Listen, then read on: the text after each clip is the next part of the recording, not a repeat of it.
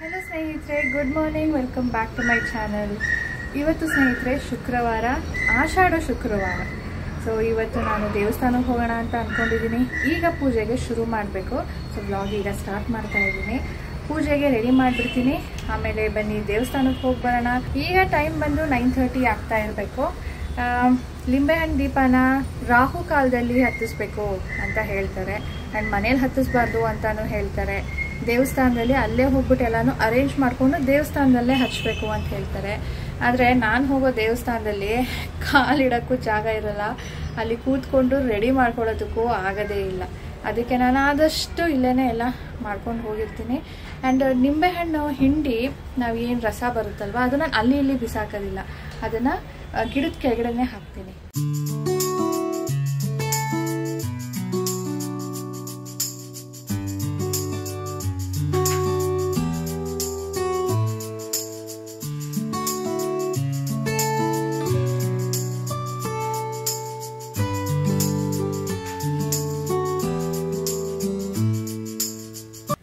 ಸ್ನೇಹಿತರೆ, ಎಲ್ಲ ಇಲ್ಲೇ ಪ್ರಿಪೇರ್ ಮಾಡ್ಕೊಂಡಿದ್ದೀನಿ. ಅಲ್ಲಿ ಹೋಗ್ಬಿಟ್ಟು ಜಸ್ಟ್ ಅರೇಂಜ್ ಮಾಡಿಕೊಂಡು ದೀಪ ಹಚ್ಚಿ ಬರೋದು.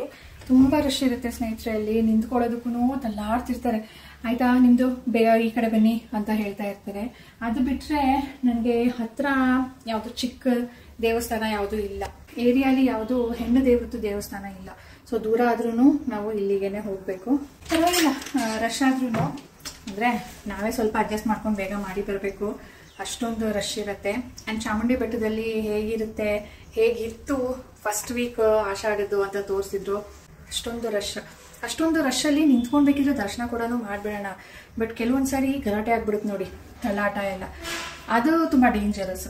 ಸೊ ಅದನ್ನು ನೆನೆಸ್ಕೊಂಡು ಅಲ್ಲಿಗೆ ಅವಾಯ್ಡ್ ಮಾಡೋದೇ ಬೆಟರ್ ಅಲ್ವಾ. ಸೊ ನೀವು ಎಲ್ಲೆಲ್ಲಿಗೆ ಹೋಗಿದ್ರಿ? ನಮ್ಮಮ್ಮ ಅಂತೂ ಎವ್ರಿ ವೀಕ್ ಒಂದೊಂದು ದೇವಸ್ಥಾನಕ್ಕೆಲ್ಲ, ಚಾಮುಂಡಿ ಬೆಟ್ಟ, ನಿಮಿಷಾಂಬ, ಇನ್ನೊಂದು ಸುಮಾರು ಅಲ್ಲೆಲ್ಲಾನು ದುರ್ಗಾದೇವಿ ದೇವಸ್ಥಾನ ಅಲ್ಲೂ ಕೂಡ ಒಂದಿದೆ. ಅದು ಸ್ವಲ್ಪ ದೂರನೇ ನಮ್ಮ ಮನೆಯಿಂದ, ಆದರೂ ಕೂಡ ಅಲ್ಲಿಗೆ ಹೋಗಿ ಬರ್ತಾ ಇದ್ರು. ಈ ಸಾರಿ ಚಾಮುಂಡಿ ಬೆಟ್ಟಕ್ಕೆ ಹೋಗಿಲ್ವಂತೆ.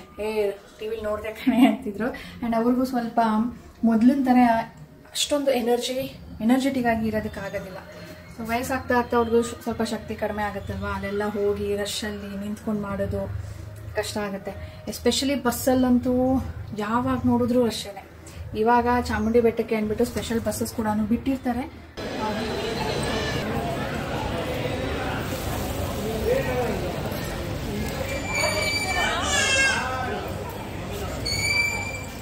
ಸ್ನೇಹಿತರೆ, ದೇವಸ್ಥಾನಕ್ಕೆ ಹೋಗಿ ಬಂದೆ. ಈಗ ನಾನು ಹೊರಗಡೆ ಹೋಗ್ತಾ ಇದ್ದೀನಿ. ಇಲ್ಲಿಗಂದರೆ ಕೆನರಾ ಬ್ಯಾಂಕ್ಗೆ. ಅಲ್ಲಿ ನಾನೊಂದು ಟರ್ಮ್ ಡೆಪಾಸಿಟ್ ಓಪನ್ ಮಾಡಿದ್ದೆ. ಅದರ ಜೊತೆ ಇನ್ನೂ ಒಂದು ಅಕೌಂಟ್ ಬಗ್ಗೆ ಕೇಳಿದ್ದೆ. ಕೆನರಾ ಏಂಜಲ್ ಅಕೌಂಟ್ ಅಂತ ಹೇಳ್ಬಿಟ್ಟು ಲಾಂಗ್ ಬ್ಯಾಕ್ ಕೇಳಿದ್ದೆ. ಬಟ್ ಅವತ್ತಿನ ನನಗೆ ಹೋಗೋದಕ್ಕಾಗಿರಲಿಲ್ಲ. ಇವತ್ತು ಎರಡೂ ಕೆಲಸ ಆಗುತ್ತೆ ಅಂದ್ಬಿಟ್ಟು ಹೋಗ್ತಾ ಇದ್ದೀನಿ. ಈ ಅಕೌಂಟ್ ನನಗೆ ಒಂದು ಸ್ಪೆಸಿಫಿಕ್ ರೀಸನ್ಗೆ ಅದು ಬೇಕು ಅಂತ ಅನ್ನಿಸ್ತಾ ಇರೋದು. ಓಪನ್ ಮಾಡಿಸ್ಬೇಕು ಅಂತ ಅದನ್ನು ತಿಳ್ಕೊಳ್ಳೋದಕ್ಕೆ ಹೋಗ್ತಾ ಇದ್ದೀನಿ. ಸೊ ಯೂಸ್ಫುಲ್ ಅನಿಸಿದ್ರೆ ನಿಮಗೂ ಕೂಡ ನಾನು ತಿಳಿಸ್ತೀನಿ. ಬನ್ನಿ ಹೋಗಿ ಬರೋಣ. ಸ್ನೇಹಿತರೆ, ಹೋಗಿ ಬಂದರೆ ಸುಮಾರು ಒಂದು ಅರ್ಧ ಗಂಟೆ ಆಯಿತು. ಅಂದರೆ ಅಲ್ಲಿ ಅವ್ರಿಗೆ ಇನ್ಫಾರ್ಮೇಷನ್ ಕೇಳಿದ ತಕ್ಷಣವೇ ಅಲ್ಲಿ ನಾವು ಡೀಟೇಲ್ ಹಾಕಿದ್ದೀವಿ ನೋಡಿ ಅಂತ ಹೇಳಿದರು. ಸೊ ನಾನು ಅದರದ್ದು ಫೋಟೋನು ತೊಗೊಂಡು ಬಂದಿದ್ದೀನಿ. ತುಂಬ ಯೂಸ್ಫುಲ್ ಅಕೌಂಟು ಇದು. ಇಂಟ್ರೊಡ್ಯೂಸ್ ಆಗಿರೋದು ಅಕೌಂಟು ಲಾಸ್ಟ್ ಇಯರ್ ಏಪ್ರಿಲಲ್ಲಿ. ನಾನು ಆವಾಗಲಿಂದನೂ ಮಾಡಿಸ್ಬೇಕು ಅಂದ್ಕೊಳ್ತಾನೆ ಇದ್ದೆ. ನನಗೆ ಅದು ಸೀರಿಯಸ್ನೆಸ್ ಅಷ್ಟೊಂದು ಇರಲಿಲ್ಲ. ಯಾಕೆ ಅಂದರೆ ನಮ್ಮದು ಆಲ್ರೆಡಿ ಹೆಲ್ತ್ ಇನ್ಶೂರೆನ್ಸ್ ಇದೆ. ಇದರಲ್ಲಿ ಏನಪ್ಪ ಮೇನ್ ಬೆನಿಫಿಟ್ ಅಂದರೆ, ದೊಡ್ಡ ಬೆನಿಫಿಟ್ ಈ ಅಕೌಂಟ್ ಓಪನ್ ಮಾಡೋದ್ರಿಂದ, ಒಂದು ಕ್ಯಾನ್ಸರ್ ಕೇರ್ ಅಂತ ಹೇಳಿಬಿಟ್ಟು 3 lakh ತನಕ ನಿಮಗೆ ಬೆನಿಫಿಟ್ ಸಿಗುತ್ತೆ. ಲೈಕ್ ಇನ್ಶೂರೆನ್ಸ್, ಹೆಲ್ತ್ ಇನ್ಶೂರೆನ್ಸ್ ತೊಗೊಳ್ತೀವಲ್ವ, ಆ ಥರ ಇದು ಜಸ್ಟ್ ಫಾರ್ ಕ್ಯಾನ್ಸರ್. ಇನ್ನೂ ಒಂದು ಆಕ್ಸಿಡೆಂಟ್ ಕವರ್ ಆಗುತ್ತೆ. ಇನ್ನೂ ಒಂದು ಏರ್ ಆಕ್ಸಿಡೆಂಟ್, ಈಗ ಒಂದು ಪ್ಲೇನ್ ಕ್ರ್ಯಾಶ್ ಆಯ್ತಲ್ವಾ, ಆ ಥರ ಆದಾಗ ಅದು ಕೂಡ ಬೆನಿಫಿಟ್ಟು. ನಾನು ನಿಮಗೆ ಇಲ್ಲಿ ಚಾರ್ಟ್ ಹಾಕ್ತೀನಿ ನೋಡಿ, ಅದನ್ನು ಓದ್ಕೊಳ್ಳಿ, ನಿಮಗೆ ಇನ್ ಡೀಟೇಲಾಗಿ ಗೊತ್ತಾಗುತ್ತೆ. ಸೊ ನಾನು ಈ 3 ಮೇನ್ ರೀಸನ್ಗೋಸ್ಕರ ನಾನು ಓಪನ್ ಮಾಡಬೇಕಾಗತ್ತೆ. ಇದು ಬಿಟ್ಟರೆ ಅಡಿಷ್ನಲ್ ಬೆನಿಫಿಟ್ ಏನು ಅಂದರೆ, ಈಗ ನಾವೇನಾದರೂ ಅಕೌಂಟ್ ಓಪನ್ ಮಾಡಿದಾಗ ಡೆಬಿಟ್ ಕಾರ್ಡ್ ತೊಗೋತೀವಿ, ಚೆಕ್ ತೊಗೊಳ್ತೀವಿ, ಚೆಕ್ ಬುಕ್ಕು, ಮತ್ತು SMS ಬರುತ್ತೆ, ATM ಚಾರ್ಜಸ್ಸು, ಅದೆಲ್ಲನೂ ಇದರಲ್ಲಿ ವೇ ಆಫ್ ಆಗುತ್ತಂತೆ. ನಮಗೆ ಅದೆಲ್ಲನೂ ಆ್ಯನ್ಯುಯಲ್ ಮೇಂಟೆನೆನ್ಸ್ ಫೀ ಅಂದ್ಬಿಟ್ಟು ಏನೂ ಈಸ್ಕೊಡೋದಿಲ್ಲ. ಸೊ ಅದೊಂದು additional benefit.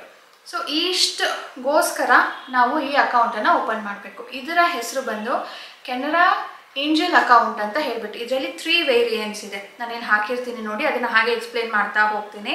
Lavender, rose and orchid ಅಂತ ಹೇಳಿಬಿಟ್ಟು. ಇದರಲ್ಲಿ ಮಿನಿಮಮ್ ಬ್ಯಾಲೆನ್ಸ್ ನೀವು ಎಷ್ಟು ಮೇಂಟೈನ್ ಮಾಡ್ತೀರೋ ಅದ್ರ ಮೇಲೆ ಈ ಅಕೌಂಟು ಓಪನ್ ಆಗೋದು. ಮಿನಿಮಮ್ ಬ್ಯಾಲೆನ್ಸ್ 5,000 ಇಟ್ಟಾಗ ನಮಗೆ 3 lakh ತನಕ ಕ್ಯಾನ್ಸರ್ ಕವರ್ ಆಗುತ್ತೆ. 30,000 ಮಿನಿಮಮ್ ಬ್ಯಾಲೆನ್ಸ್ ಇಟ್ಟಾಗ ನಾವು 5 lakh ತನಕ ಕವರ್ ಆಗುತ್ತೆ. ಇನ್ನು 1 lakh ಇಟ್ಟರೆ 1 lakh ಇಟ್ಟಾಗ 10 lakh ತನಕ ನಮಗೆ ಕ್ಯಾನ್ಸರ್ ಕವರ್ ಸಿಗುತ್ತೆ.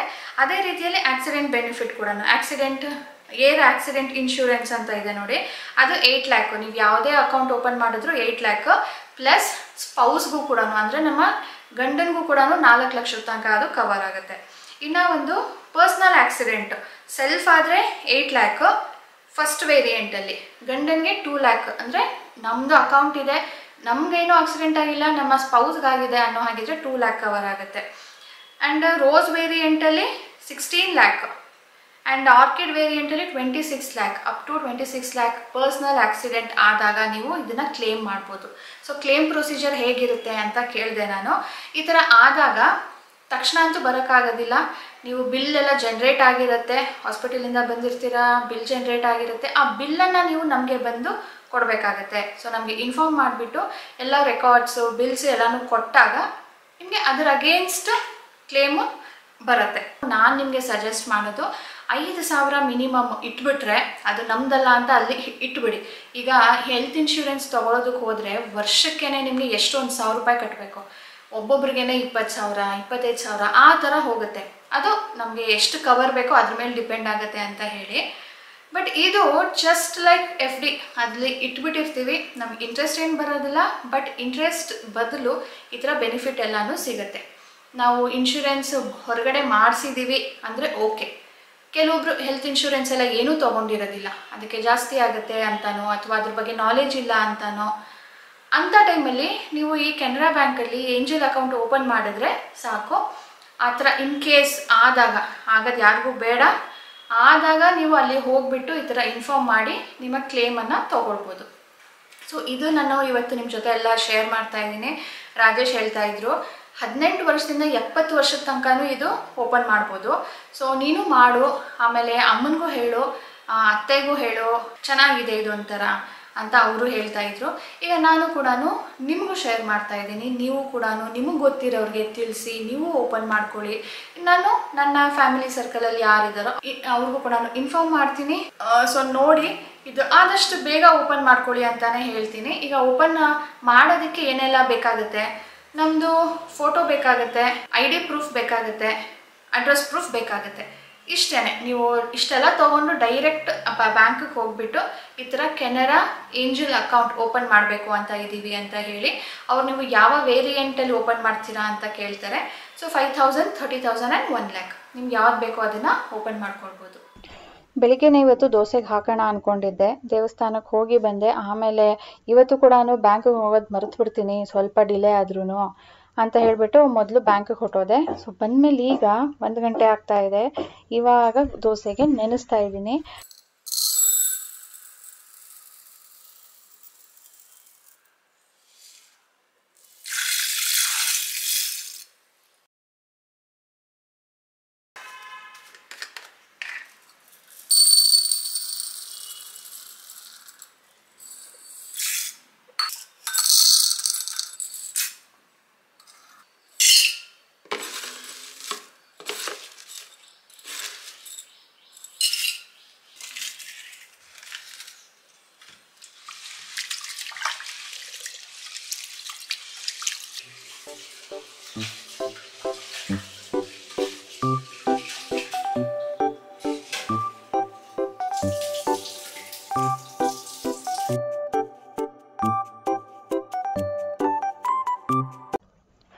ಹಾಗೆಯೇ ಸ್ವಲ್ಪ ಮಧ್ಯಾಹ್ನಕ್ಕೆ ಬೋಂಡ ಮಾಡೋಣ ಅಂದ್ಕೊಂಡೆ.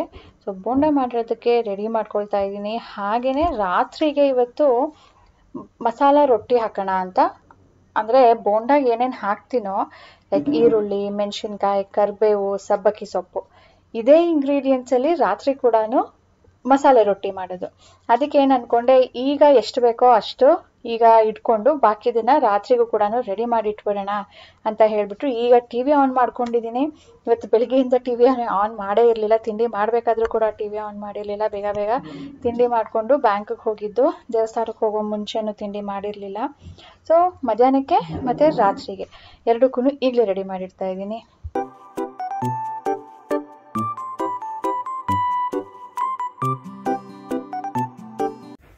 ಈಗ ಸ್ನೇಹಿತರೆ ಸ್ಕೂಲಿಂದ ಕರ್ಕೊಂಡು ಬಂದೆ. ಹೋಗ್ಬೇಕಾದ್ರೆ ಎಲ್ಲ ರೆಡಿ ಮಾಡಿಟ್ಟು ಹೋಗಿದ್ನಲ್ಲ, ಬೋಂಡ ಮಾಡೋಣ ಅಂತ ಹೇಳ್ಬಿಟ್ಟು ಬಂದು ನಿಂತಿದ್ದೀನಿ. ಈಗ ಎಣ್ಣೆ ಬಿಸಿ ಆಗಕ್ಕೆ ಇಟ್ಟಿದ್ದೀನಿ, ಕಡಲೆ ಹಿಟ್ಟು ತೆಗೆದಿಟ್ಕೊಂಡಿದ್ದೀನಿ. ಬಾಕಿದೆಲ್ಲ ರೆಡಿ ಇದೆ. ಅನ್ನ ಬೆಳಿಗ್ಗೆನೇ ಮಾಡಿದ್ನಲ್ಲ, ಅದು ಸ್ವಲ್ಪ ಬಿಸಿ ಮಾಡೋದಕ್ಕೆ ಇಟ್ಟಿದ್ದೀನಿ. ನಾನು ಯೂಶ್ವಲಿ ಬಜ್ಜಿ, ಬೋಂಡ, ಪಕೋಡ ಏನೇ ಮಾಡಿದ್ರೂ ಚೆನ್ನಾಗಿರುತ್ತೆ. ಅದು ಕನ್ಸಿಸ್ಟೆನ್ಸಿ, ಅದರ ಟೆಕ್ಸ್ಚರ್, ಟೇಸ್ಟ್ ಎಲ್ಲನೂ ಚೆನ್ನಾಗಿರುತ್ತೆ. ಸೊ ಅದೇ ಕಾನ್ಫಿಡೆನ್ಸ್ ಮೇಲೆ ನಾನು ಈ ಸರಿ ಊರಿಗೆ ಹೋದಾಗ ನಮ್ಮನೇಲಿ ದೇವ್ರ ಕಾರ್ಯ ಮಾಡಿದ್ರು ಅಂತ ಹೇಳಿದ್ನಲ್ವಾ, ಆವಾಗ ಬಜ್ಜಿ ಮಾಡಬೇಕಿತ್ತು. ಸರಿ ನಾನು ಬಜ್ಜಿ ಮಾಡ್ತೀನಿ ಅಂತ ನಾನೇ ಖುಷಿಯಾಗಿ ಒಪ್ಕೊಂಡೆ. ಆದರೆ ನಾನು ತಪ್ಪು ಮಾಡಿದ್ದೇನು ಅಂದರೆ, ನನಗೆ ಸ್ವಲ್ಪ ಮಾಡಿ ಅಭ್ಯಾಸ ಇರೋದು, ಜಾಸ್ತಿ ಮಾಡಿ ಅಭ್ಯಾಸ ಇಲ್ಲ. ಇದೇನು ಒಂದು 100 ಗ್ರಾಮ್ ಹಿಟ್ಟು ಇದೆಯೋ ಇಲ್ವೋ ಗೊತ್ತಿಲ್ಲ, ಅಷ್ಟರಲ್ಲಿ ಮಾಡಿರೋದು ನಾನು. ಅಲ್ಲಿ ಒಟ್ಟಿಗೆ 1 kg ಮಾಡಬೇಕಾದ್ರೆ ನಾನು 100 ಗ್ರಾಮ್ಸ್ ಥರ ತೊಗೊಂಡು ನಾನು ಮೆಜರ್ ಮಾಡಿ, ಅದಕ್ಕೆ ನಾನು ಎಷ್ಟೆಷ್ಟು ಹಾಕ್ತೀನೋ ಇಂಗ್ರೀಡಿಯೆಂಟ್ಸ್ ಅದನ್ನೆಲ್ಲನೂ ಮೆಜರ್ ಮಾಡಿ ನಾನು ಒಂದು 10 ಟೈಮ್ಸ್ ಹಾಕ್ಕೊಳ್ಬೇಕಿತ್ತು. ಅಷ್ಟೊಂದು ಟೈಮ್ ಇರಲಿಲ್ಲ. ನಾನು ಒಟ್ಟಿಗೆ 1 kg ಹಾಕ್ಬಿಟ್ಟೆ, 1 ಬಟ್ಲು ಅಕ್ಕಿ ಹಿಟ್ಟು ಹಾಕ್ಬಿಟ್ಟೆ, ಒಂದು ಅರ್ಧ ಸ್ಪೂನ್ ಸೋಡಾ ಹಾಕಿದೆ, ಉಪ್ಪು ಎಲ್ಲ ಏನು ಟೇಸ್ಟ್ ಮಾಡೋ ಹಾಗಿರಲಿಲ್ಲ. ಅದಕ್ಕೆ ಅದು ಒಂಥರ ಒರಟು ಬಂದ್ಬಿಟ್ಟಿತ್ತು ನನಗೆ. ಅಯ್ಯೋ ನಾನೇ ಖುಷಿಯಾಗಿ ಒಪ್ಕೊಂಡೆ, ಇದು ನೋಡಿದ್ರೆ ಹೀಗೆ ಬಂದ್ಬಿಡ್ತಲ್ಲ, ನಾನು ಏನು ತಪ್ಪು ಮಾಡಿದೆ ಅಂತ ರಿಯಲೈಸ್ ಮಾಡಿಕೊಂಡು ನಾನು ನಿಮ್ಮ ಜೊತೆ ಶೇರ್ ಮಾಡ್ತಾ ಇದ್ದೀನಿ. It was my first experience. But next time ನಾನು ತುಂಬಾ ಕಾಷಿಯಸ್ ಆಗಿ ಎಲ್ಲಾನು ಮೆಜರ್ ಮಾಡಿ ಮಾಡೋಣ ಅಂತ ಡಿಸೈಡ್ ಮಾಡಿದ್ದೀನಿ. ಓಕೆ ಸ್ನೇಹಿತರೆ, ಈಗ ಕೆಲವೊಂದು ಕಾಮೆಂಟ್ಸ್ಗಳು ನೋಡ್ತಾ ಇದ್ದೆ, ಅದಕ್ಕೆ ಆನ್ಸರ್ ಮಾಡೋ ಟೈಮ್. ಇದು ತುಂಬಾ ಬರ್ತಾ ಇದೆ, ಲೈಕ್ ರಿಪೀಟೆಡ್ಲಿ ಅಂತ ಹೇಳ್ಬೋದು. ತುಂಬ ಸರಿ ನಾನು ಇದ್ರ ಬಗ್ಗೆ ಹೇಳಿದ್ದೀನಿ, ಗೊತ್ತಿರುತ್ತೆ. ಬಟ್ ಯಾರಾದರೂ ಹೊಸಬ್ರು ನನ್ನ ವಿಡಿಯೋನ ಫಾರ್ ದ ಫಸ್ಟ್ ಟೈಮ್ ನೋಡ್ತಾ ಇದ್ದರೆ ಅವ್ರಿಗೆ ಸ್ವಲ್ಪ ಡೌಟ್ ಇರುತ್ತೆ, ಹಾಗಾಗಿ ಹೇಳ್ತಾ ಇದ್ದೀನಿ. ಮೊದಲನೇದು, ಸಾನು ಯಾವ ಸ್ಟ್ಯಾಂಡರ್ಡಲ್ಲಿ ಓದ್ತಾ ಇರೋದು ಈಗ ಅಂತ. ಅವಳು 6th ಸ್ಟ್ಯಾಂಡರ್ಡಲ್ಲಿ ಇರೋದು. ಮತ್ತು ಅವಳು ಯಾವ ಸ್ಕೂಲಲ್ಲಿ ಓದ್ತಾ ಇದ್ದಾಳೆ ಅಂತ. ಸ್ಕೂಲ್ ಬಂದು NPS ನ್ಯಾಷನಲ್ ಪಬ್ಲಿಕ್ ಸ್ಕೂಲ್. ನಾನು ಅದು ಸ್ಪೆಸಿಫಿಕ್ ಏರಿಯಾ ಹೇಳ್ತಾ ಇಲ್ಲ ಅಷ್ಟೇ, ಅಂದರೆ ಬ್ರಾಂಚ್ ಇರುತ್ತಲ್ವ, ಎಲ್ಲ ಏರಿಯಾಲೂ ಒಂದೊಂದು NPS ಇದೆ. ನಮ್ಮ ಏರಿಯಾಲಂತೂ ಒಂದು ಕಡೆ ಹೋದರೆ ಒಂದಿದೆ, ಇನ್ನೂ ಒಂದು ಸೈಡಲ್ಲಿ ಹೋದರೆ ಇನ್ನೂ ಒಂದಿದೆ. ಎಲ್ಲನೂ NPS ಚೆನ್ನಾಗೇ ಇರುತ್ತೆ, ಯಾಕೆಂದರೆ ಅವರಲ್ಲಿ ಒಂದು ಸ್ಟ್ಯಾಂಡರ್ಡ್ ಮೇಂಟೈನ್ ಮಾಡ್ತಾರೆ. ಇನ್ನು ಅವರ ಏನು ಸ್ಟಡಿ ಮಟೀರಿಯಲ್ ಯೂಸ್ ಮಾಡ್ತಾರೋ ಅದು ಕೂಡ ಎಲ್ಲ ಕಡೆಯೂ ಸೇಮ್ ಇರುತ್ತೆ. ಏನಪ್ಪ ಅಂದರೆ ಟೀಚರ್ಸ್ ಮೇಲೆ, ಪ್ರಿನ್ಸಿಪಲ್ ಮೇಲೆ ಸ್ವಲ್ಪ ಚೇಂಜಸ್ ಆಗ್ಬೋದು. ಅವರು ಒಳಗಡೆ ವರ್ಕ್ ಮಾಡಬೇಕಾದ್ರೆ ಅಕಾಡೆಮಿಕ್ಸಲ್ಲಿ ಏನಾದರೂ ಸಣ್ಣ ಪುಟ್ಟ ಚೇಂಜಸ್ ಮಾಡ್ಕೊಂಡಿರ್ತಾರಲ್ವ, ಅದು ಬಿಟ್ಟರೆ ಅವರ ಟೀಚಿಂಗ್ ಸ್ಟ್ಯಾಂಡರ್ಡ್ ಎಲ್ಲನೂ, ಟೀಚಿಂಗ್ ಆಗಿರ್ಬೋದು, ಇನ್ಫ್ರಾಸ್ಟ್ರಕ್ಚರ್ ಆಗಿರ್ಬೋದು, ಅದಕ್ಕೆಲ್ಲನೂ ಒಂದು ಸ್ಟ್ಯಾಂಡರ್ಡ್ ಫಿಕ್ಸ್ ಇರುತ್ತಂತೆ. ಸೊ ಅದನ್ನು ಅವರು ಫಾಲೋ ಮಾಡಲೇಬೇಕು. ಆ್ಯಂಡ್ ಇನ್ನು ಕೇಳ್ತಾ ಇದ್ದಿದೆ ಅಂದರೆ, ಸಾನು ಓದು NPSಲ್ಲಿ ಅಲ್ಲಿ ಸೀಟ್ ಖಾಲಿ ಇದೆಯಾ, ಫೀಸ್ ಎಷ್ಟು ಅಂತ ಹೇಳ್ಬಿಟ್ಟು. ಸೀಟ್ ಖಾಲಿ ಇದೆಯೋ ಇಲ್ವೋ ಏನೋ ಗೊತ್ತಿಲ್ಲ. ಬಟ್ ನೀವು ಅಲ್ಲಿ ಹೋಗಿ ಅವ್ರಿಗೆ ಅಪ್ರೋಚ್ ಮಾಡಿದ್ರೆ, ಅಥವಾ ಅವರು ವೆಬ್ಸೈಟಲ್ಲಿ ಫೋನ್ ನಂಬರ್ಗಳು ಕೊಟ್ಟಿರ್ತಾರೆ, ಅಲ್ಲಿಗೆ ಫೋನ್ ಮಾಡಿದ್ರೆ ಸಾಕು, ನಿಮಗೆ ಗೊತ್ತಾಗುತ್ತೆ. ಮತ್ತು ಇಲ್ಲಿ ಏನಪ್ಪ ಅಂದರೆ, ನೀವು ಅಕ್ಟೋಬರ್ ನವಂಬರಿಂದನೇ ಅಪ್ಲಿಕೇಶನ್ ಹಾಕೋದಕ್ಕೆ ಶುರು ಮಾಡಬೇಕು. ಎನ್ಕ್ವೈರಿ ಮಾಡೋ ಹಾಗಿದ್ರೆ ಅವಾಗ ಮಾಡಬೇಕು. ಅವಾಗ ಮಾಡಿಬಿಟ್ಟು ನೆಕ್ಸ್ಟ್ ಯಾರಾದ್ರೂ ಬಿಡೋರು ಇರ್ತಾರಲ್ವ, ಆವಾಗ ನಿಮಗೆ ಅದನ್ನು ಆ ಪ್ಲೇಸಲ್ಲಿ ಮಗುನ ಸೇರಿಸ್ಕೊಳ್ಬೋದು. ಸೊ ಮಾರ್ಚಲ್ಲಿ ನೋಡೋಣ, ಏಪ್ರಿಲಲ್ಲಿ ನೋಡೋಣ, ನೆಕ್ಸ್ಟ್ ಇಯರ್ಗಲ್ವಾ ಅಂದರೆ ಆವಾಗ ಸ್ವಲ್ಪ ಕಷ್ಟ ಆಗುತ್ತೆ. ನೀವು ಇವಾಗಲಿಂದಾನೇ ಅಪ್ಲಿಕೇಶನ್ ಹಾಕಿ ಬಿಟ್ಟರೆ ನಿಮಗೆ ವೇಕೆನ್ಸಿ ಇದ್ದಾಗ ನಿಮಗೆ ಅವರು ಕಾಲ್ ಮಾಡಿ ತಿಳಿಸ್ತಾರೆ. ಮತ್ತು ಫೀಸ್ ಎಷ್ಟು ಅಂತ ನೀವು ಕೇಳೋದಾದರೆ, ಈಗ ಎಲ್ಲ ಕಡೆಯೂ ಒಂದು ಸ್ಟ್ಯಾಂಡರ್ಡ್ ಫಿಕ್ಸ್ ಆಗಿಬಿಟ್ಟಿದೆ ಇಷ್ಟು ಫೀಸು ಅಂತ ಹೇಳಿಬಿಟ್ಟು. ಇಲ್ಲಿ ಒಂದು 10-20% ಜಾಸ್ತಿ ಇರ್ಬೋದು ಅಷ್ಟೇ, ಬೇರೆ ಕಡೆ ಕಂಪೇರ್ ಮಾಡಿಕೊಂಡ್ರೆ. ಈಗ ನಾವು ಮೊದಲು ಓದಿಸ್ತಿದ್ವಲ್ಲ, ಅದಕ್ಕೆ ಕಂಪೇರ್ ಮಾಡಿಕೊಂಡ್ರೆ ಒಂದು 20-30% ಜಾಸ್ತಿ ಇದೆ. ಆಲ್ಮೋಸ್ಟ್ ಈಗ ಯಾರಿಗೆ ಕೇಳಿದ್ರು 1 lakh ಪ್ಲಸ್ಸೇ ಹೇಳೋದು, ಅಂದರೆ ಅಷ್ಟು ಆಗಿದೆ ಎಲ್ಲ ಸ್ಕೂಲಲ್ಲೂ. ಸೊ ಇದೂ ಆಲ್ಮೋಸ್ಟ್ ಅದೇ ಅರೌಂಡ್ಗೆ ಬರುತ್ತೆ. ಒಂದು ಸಾರಿ ಅಷ್ಟೇ, ಆಮೇಲೆ ಏನೋ ಅವ್ರ ಮಧ್ಯೆ ಏನೂ ಕೇಳೋದಿಲ್ಲ. ಅವಾಗವಾಗ ಆ್ಯನ್ಯಲ್ ಡೇ ಅಥವಾ ಫೀಲ್ಡ್ ಟ್ರಿಪ್ ಅಂತ ಕರ್ಕೊಂಡು ಹೋಗ್ತಾರೆ, ಆ್ಯಕ್ಚುಲಿ ಫೀಲ್ಡ್ ಟ್ರಿಪ್ ಫ್ರೀ ಇರುತ್ತೆ, ಇವ್ರಿಗೆ ಪಿಕ್ನಿಕ್ ಕರ್ಕೊಂಡು ಹೋಗ್ತಾರೆ. ಅದು ಅಂಥ ಟೈಮಲ್ಲಿ ಸ್ವಲ್ಪ ಎಕ್ಸ್ಟ್ರಾ ಕೊಡಬೇಕಾಗುತ್ತೆ ಅಷ್ಟೇ. ಅದು ಇಯರ್ಲಿ ಒನ್ಸ್ ಅಷ್ಟೇ. ದಿಸ್ ಇಯರ್ 1 ಡೇ ಟ್ರಿಪ್ ಇರುತ್ತೆ. ನೋಡ್ರಿ ಎಷ್ಟು ಖುಷಿ ಪಡ್ತಾ ಇದ್ದಾಳೆ. 1 ಡೇ ಟ್ರಿಪ್ ಇರುತ್ತೆ. ಹೋದ್ ಸಾರಿ ಟ್ರಿಪ್ ರೆಸಾರ್ಟಿಗೆ ಕರ್ಕೊಂಡು ಹೋಗಿದ್ರು, ಈ ಸಾರಿ ಸರಿ 4th ಅಂದರೆ 1 ವರ್ಷ ಬಿಟ್ಟು 1 ವರ್ಷ ಕರ್ಕೊಂಡು ಹೋಗೋದು ಇವ್ರಿಗೆ ಟ್ರಿಪ್ಗೆ ಅಂತ ಹೇಳ್ಬಿಟ್ಟು. ಅದು ಫನ್ ಟ್ರಿಪ್ಪು. ಲಾಸ್ಟ್ ಇಯರ್ ಹೋಗಿದ್ದು field trip. Okay, 1 year field trip, 1 year fun trip. Field ಟ್ರಿಪ್ಪಿಗೆ ನಾವೇನು ಪೇ ಮಾಡೋ ಹಾಗಿಲ್ಲ, ಫನ್ ಟ್ರಿಪ್ಪಿಗೆ ಮಾತ್ರನೇ ನಾವು ಪೇ ಮಾಡಬೇಕು. ನೆಕ್ಸ್ಟ್ ಅಷ್ಟು ಸಾನೋದಾಯಿತು. ಇನ್ನು ಒಬ್ರು ಯಾರೋ ಒಲಿಂಪಿಯಾಡ್ದು ಬುಕ್ಸ್ ಬಗ್ಗೆ ಕೇಳ್ತಾ ಇದ್ರು. ಈಗ ಸಾನೂನು ಒಲಿಂಪಿಯಾಡ್ ಸೇರ್ಕೊಂಡಿದ್ದಾಳೆ ಮ್ಯಾಥ್, ಅದಕ್ಕೆ ನಾನು ಬುಕ್ಸ್ ತರಿಸ್ಬೇಕು. ಅದು ಅಮೆಝಾನಲ್ಲಿ ಸಿಗುತ್ತೆ, ಆನ್ಲೈನಲ್ಲಿ. ಅದು ನಾವು ತೊಗೊಂಡಿರೋದು SOF ಅಂತ ಕಂಪನಿಗದು, ಅವ್ರದ್ದೇ ಅದು ಬುಕ್ಸ್ ಸಿಗುತ್ತೆ. ಬಟ್ ಬೇರೆ ಅಂಡರ್ ಸೇರ್ಕೊಂಡಿದ್ರೆ ಅವ್ರು ಯಾವ ಥರ ಬುಕ್ ಫಾಲೋ ಮಾಡ್ತಾರೆ ಗೊತ್ತಿಲ್ಲ. ಇದು ಬೇರೆ ಅದು ಬೇರೆ. ಸೊ ಅವ್ರಿಗೆ ಒಂದ್ಸಾರಿ ನೀವು ಕೇಳಬೇಕು ಯಾವ ಥರ ಬುಕ್ಕು, ಒಂದ್ಸಾರಿ ತೋರಿಸಿ ಅಟ್ಲೀಸ್ಟ್ ಹೆಸರಾದರೂ ಕ್ಲಿಯರಾಗಿ ಹೇಳಿ ಅಂದ್ಬಿಟ್ಟು ಆನ್ಲೈನಲ್ಲಿ ಹುಡುಕಿದ್ರೆ ಸಿಗುತ್ತೆ. ಬೇರೆ ಬೇರೆ ಕಂಪ್ನಿ ಅವ್ರದ್ದು ಸಿಗುತ್ತೆ. ಇನ್ನು ಸುಮಾರು ಕ್ವೆಶನ್ ಬರೋದು ಅಂದರೆ ನಿಮ್ಗೆ ಒಂದೇ ಮಗು ಸಾಕಾ, ಇನ್ನೊಂದು ಮಗು ಪ್ಲ್ಯಾನ್ ಇಲ್ವಾ ಅಂತ ಹೇಳ್ಬಿಟ್ಟು. ಇದಂತೂ ನಾನು ಸುಮಾರು ಸರಿ ಹೇಳಿದ್ದೀನಿ. ಹಾಗಾಗಿ ನಾನು ಅಲ್ಲಿ ಕಾಮೆಂಟ್ ಬಂದರೂ ಕೂಡ ರಿಪ್ಲೈ ಮಾಡೋದಕ್ಕೆ ಹೋಗೋದಿಲ್ಲ. ಮತ್ತು ಇನ್ನೂ ಒಂದು ಬರ್ತಾ ಇದ್ದಿದ್ದು ಅಂದರೆ, ನಾವು ಕಾಶ್ಮೀರ್ ಟ್ರಿಪ್ ಮುಗಿಸ್ಕೊಂಡು ಬಂದ್ವಲ್ವಾ, ಅದರ ವ್ಲಾಗ್ಸ್ ಎಲ್ಲನೂ ಹಾಕಿದ್ದೆ.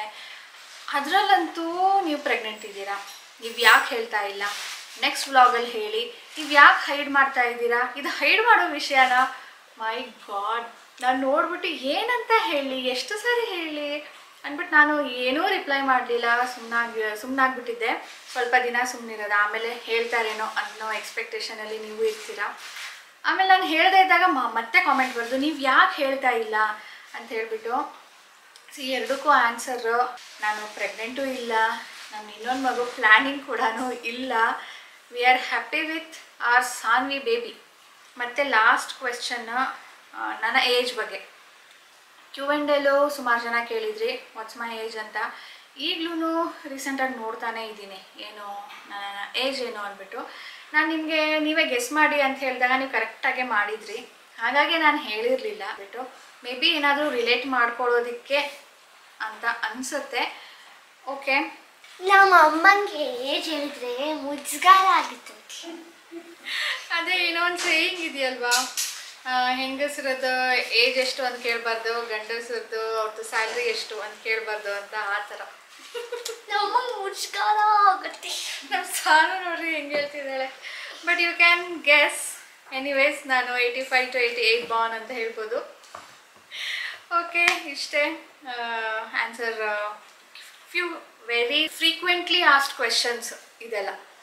ಸೊ ಇನ್ನೇನಾದರೂ ಇದ್ದರೆ ಕಾಮೆಂಟ್ ಮಾಡಿ. ಯಾಕಂದರೆ ಒಬ್ರು ಹೇಳ್ತಾ ಇದ್ರು ನೀವು Q&A ಕಂಟಿನ್ಯೂನೇ ಮಾಡಿಲ್ಲ, ಅವಾಗ ಒಂದು ಪಾರ್ಟ್ ಮಾಡಿದೆ ಇನ್ನೊಂದು ಪಾರ್ಟ್ ಮಾಡೇ ಇಲ್ಲ ಅಂತ. ಸೊ ಮಾಡೋಣ. ನಿಮ್ದು ಇನ್ನೂ ಏನಾದರೂ ತುಂಬ ಕ್ವೆಶನ್ಸ್ ಇದ್ದರೆ, ಲೈಕ್ ನಾನು ಯಾವ್ದು ಆನ್ಸರ್ ಮಾಡಿಲ್ವೋ ಅದು, ಆ ಥರ ಏನಾದರೂ ಇದ್ದರೆ ಇನ್ನೊಂದು Q&A ಕೂಡ ಮಾಡೋಣ.